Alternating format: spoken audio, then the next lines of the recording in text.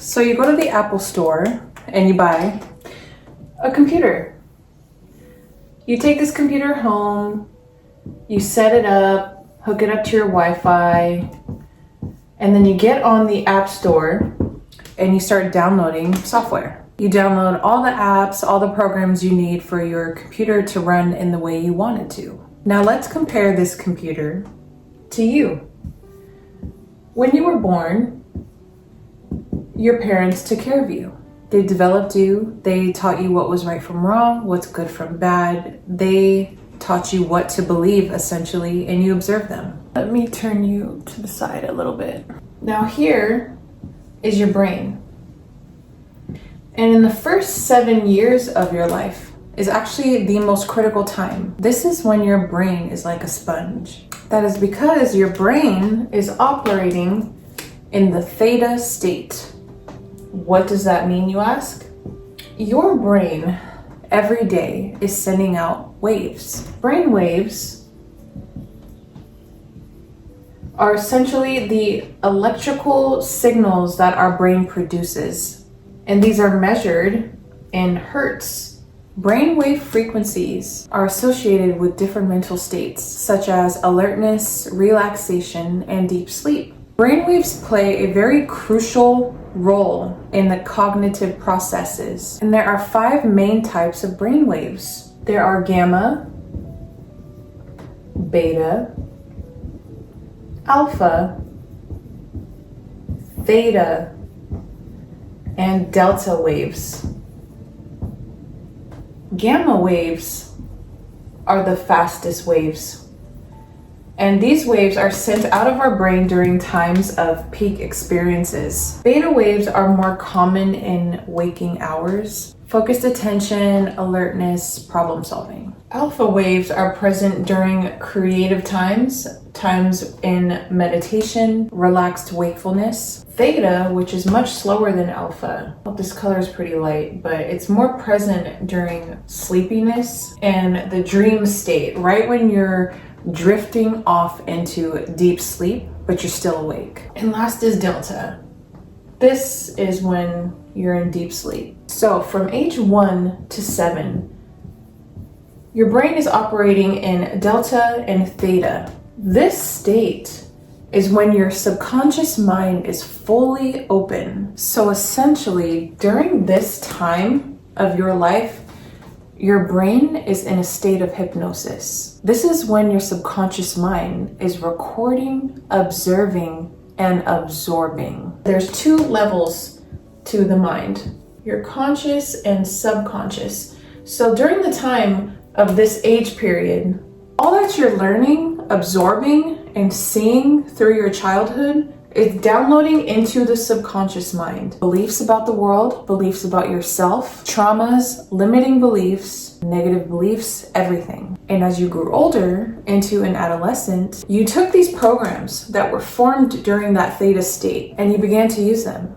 You went to school, you made friends, got in relationships. Maybe you fell in love, maybe you tried drugs, maybe you got into a few fights. And those first-hand life experiences then took those programs, those beliefs, and began to reshape them, confirm them, and even develop new beliefs. And now you're an adult with a fully grown perspective, lens of how you see the world, what love is, what life is, all based off of your programming, the software in your computer, constantly running 24 hours a day, 365 days a year. What if I told you that these programs determine the outcome of your future? Hello loves, welcome back to my channel. My name's Karina and I'm an alchemist. I took my pain and my suffering and transmuted it into love and abundance. And now I'm living a life that serves me. A lot of people are suffering, and I honestly love helping you become a better you. Before we dive in, I want to thank BetterHelp, who is the sponsor of today's video. This video is all about mental health and how your computer, the filtered lens that you see life through, truly affects your life. BetterHelp is an online platform with a mission to make therapy more easily accessible to the world. Getting started is as simple as filling out a questionnaire and getting matched with a therapist in as little as a few days. From here, you could schedule video, phone, or message-based sessions, whatever you're most comfortable with. BetterHelp is fully online, meaning you can connect with your therapist in the comfort of your own home. And what I like about BetterHelp is that if you're not connecting with your therapist, they let you switch to a new one at no extra charge. There are over 30,000 licensed professionals with a wide range of specialties and backgrounds. If you believe you may benefit from therapy, then click the link down in my description box below. Or you can go to betterhelp.com/Karina Alexandria, where you can get 10% off your first month of BetterHelp. I'm telling you right now, investing in yourself is always worth it. Each and every one of you watching this video has your own programs, and if you're listening to me sit here and explain this information, your programs will take this scientific information and flip it on you. Limiting beliefs have a way of causing you to self-sabotage your own abundance, meaning you fully won't be able to absorb this information I'm teaching you. You may have to listen to it over and over again. And I also want to say, don't be hard on yourself. Healing is a process. It's not a one and done thing. So give yourself grace. Let's get back to the video. Guys, I'm sorry that the lighting in here is not giving like it normally does.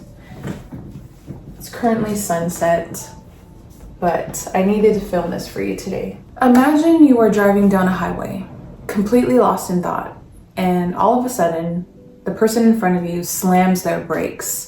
Before you can consciously process what's happening, your foot instinctively hits the brake. This reaction is actually driven from your subconscious mind, which has learned through experience and repetition that a sudden stop in traffic means danger. Your fight or flight response kicks in before your rational mind has a chance to analyze the situation. This is the same for when a person that has gone through trauma, like being in an abusive relationship, if someone near them is to raise a hand and they immediately flinch. Just like if you were outside and you see a lion, your fight or flight kicks in and you run away from danger. So what exactly is the subconscious mind? You hear a lot of content creators talk about it.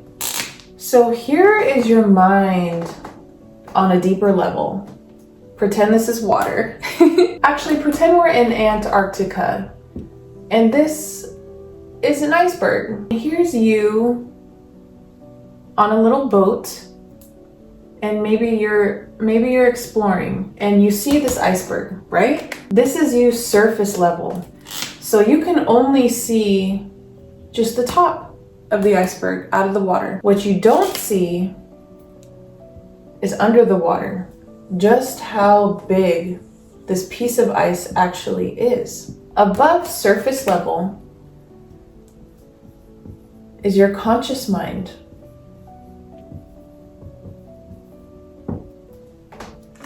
And your subconscious mind is below the surface. It's the part of your mind that you're not even aware of. The subconscious mind is often what influences your thoughts, your feelings, your behaviors, all without your direct control. This is where we store memories, emotional information, trauma. So the conscious mind is our analytical mind. This is where we perform critical thinking, short-term memory, willpower,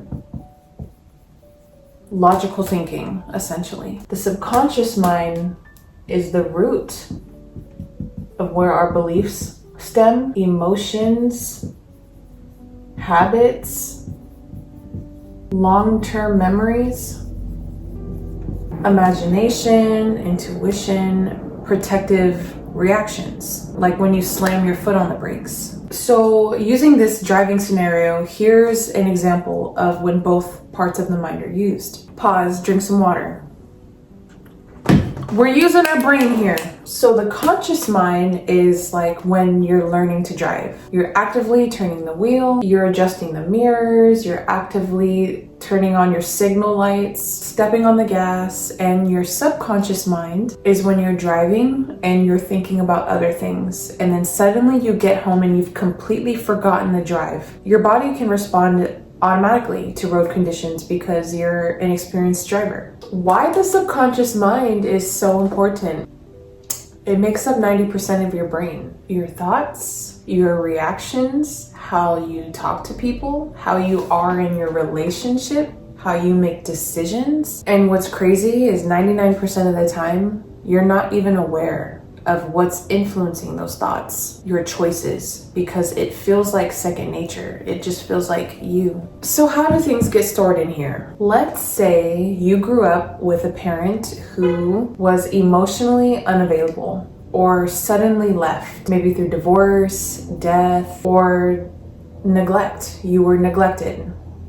And as a child, you internalize a subconscious belief. People I love will eventually leave me, or something along the lines of nothing good lasts forever. And as children that experience this, get older, get into a relationship, let's say, every time a partner gets close to you, you start unconsciously pushing them away. Pushing them away in the sense of maybe you start being overly suspicious. You start creating unnecessary arguments, or you emotionally withdraw because of the fact that they're getting closer to you. Eventually that partner's gonna get frustrated and leave, which ends up reinforcing your old belief. See, everyone leaves me. Nothing good lasts forever. Without realizing it, their subconscious fear of abandonment creates the exact same situation they're afraid of. Their brain, wired by past trauma, seeks to confirm what it is it believes, even at the cost of its own happiness. That is until they become aware of the pattern and heal. Otherwise, they're gonna keep recreating the same experience. Let me get real with y'all. I remember a time when I had went on a date with someone, and on this date, this person was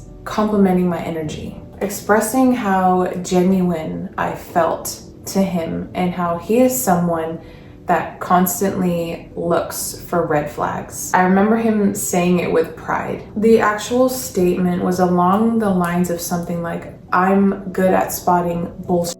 And I'll never forget, I immediately asked him, how can you live life like that? Truly, like, are you even living? Your mind is gonna try to protect you by overthinking, looking for the red flags in people in order to prepare you for the future pain you think you're gonna experience, and in turn, you create it. You meet someone genuine and they're so genuine and authentic, the love is so real that it feels uncomfortable for you. You don't like it because you can't predict their behavior. It's truly crazy how this actually happens. When we suffer from limiting beliefs or trauma, our body literally hardwires to function this way. And if enough time goes by, your thoughts, fears, negative emotions are gonna lead to the same choices that are gonna lead to the same experiences, leading to the same emotions that will drive the same thoughts. If genuine love bores you, it's because your body's chemically addicted to the toxic relationships that it's been through. Everything that gets stored in your subconscious mind is from your childhood. Life experiences, traumatic events, very emotional experiences, repetition. And you can even inherit all of these through epigenetics. We've talked about this if you're a subscriber. All right. Let's move on. My iceberg drawing wasn't too bad, right? I feel like it was kind of accurate. Let's talk about how our subconscious mind affects us, influencing everything, thoughts, behaviors, including your success and failures. It's like an autopilot system. You don't consciously think to get up and brush your teeth or pull your phone out and scroll when the commercial comes on. Your conscious mind could want love, but your subconscious mind could want to be chosen to confirm that you are worthy. And if your subconscious mind deeply wants this, you're gonna put the mask on and you're gonna perform. Real quick, ladies, I hope you understand that performing or pick-me behavior, pick-me-sha, behaving that way will only attract men of predatory behavior, men of the frequency of manipulation, abuse. In the mating season, when it comes to birds, do you guys know that the female bird sits there as the male birds line up and dance for her, and then she selects one to mate with and have her children? I'm sorry, I'm getting off topic, but it's the older sister in me and I'm super protective of women. So what's stored in the subconscious mind obviously affects your everyday decisions, how you spend your money, how you love your partner, how you speak to your children, how you parent your children. It's unconsciously a software running in the background, behind the scenes. It's really crazy to sit here and think about how much of your life is being controlled by your past. So this is why I say, how long will you choose to suffer? How long are you going to let your past dictate your future?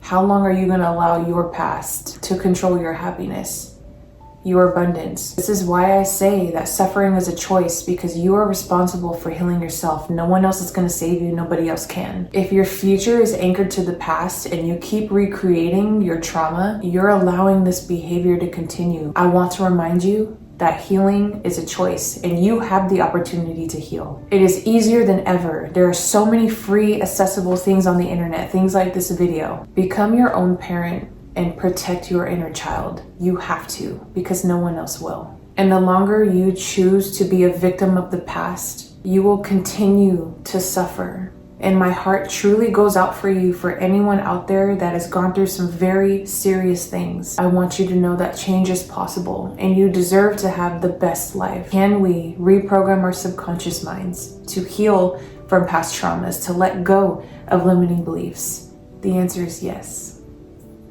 The language of your mind are thoughts, and the language of your body are emotions.